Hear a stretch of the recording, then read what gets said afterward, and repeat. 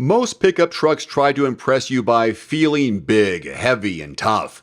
The 2026 Ford Maverick does almost the opposite, and that may be its greatest strength. This here is the XLT, the middle trim. And today, I want to find out whether it drives like a real truck, a compact crossover with a bed, or something better suited to everyday life than either one. The first thing you'll notice is how easy this vehicle feels. You're not looking over a massive hood, the steering doesn't require much effort, and placing it in the lane feels natural almost immediately. At just under 200 inches long, it fits into normal parking spaces without the mental calculations that come with a full-size pickup truck. If you have wanted a truck but hated the idea of driving something enormous every day, this is the Maverick's strongest argument. Now, the XLT, which you see here, gives you two very different personalities depending on the powertrain. The standard 2.5-liter hybrid prioritizes smoothness and efficiency, and it's the setup that best matches the Maverick's commuter-friendly character. The available 2-liter EcoBoost produces 250 horses and uses an 8-speed automatic, giving you stronger acceleration and more confidence when merging or passing. Both front and all-wheel drive configurations are listed for 2026, so buyers have more freedom to match the drivetrain to the way they actually drive. Now, because this is a unibody truck, the ride feels much closer to a crossover than a Ranger or an F-150. It stays composed over normal pavement, turns into corners without much drama, and never makes you feel like you bought too much vehicle for the job. The upright seating position and large windows provide great visibility, while the squared-off shape makes the corners easy to judge. You'll hear some road and wind noise, but the overall experience is relaxed and approachable. Here in the cabin, simple in a good way. The 13.2-inch Sync 4 screen is easy to see. Wireless Apple CarPlay, Android Auto keep cords out of the way. And Ford wisely leaves physical controls for common functions. There is a lot of hard plastic, but in a truck that may carry wet gear, muddy shoes, your kids, dogs, home improvement supplies, an interior that's easy to wipe down is not necessarily a bad thing.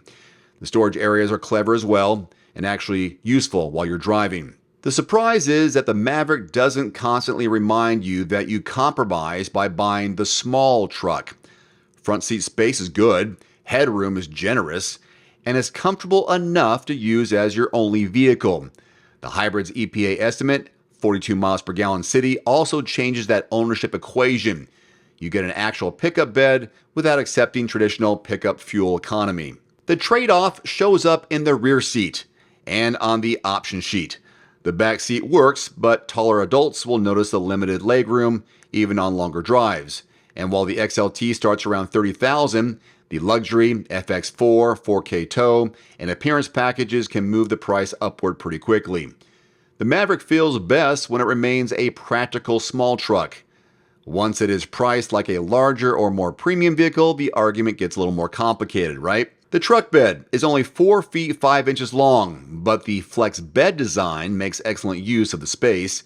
You get multiple tie-down points, a multi-position tailgate, built-in location for dividers, and available bed power.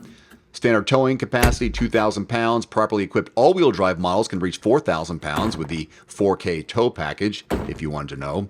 That's enough for small trailers, weekend equipment, but this is not pretending to replace a heavy-duty truck. Would I daily drive the 2026 Maverick XLT?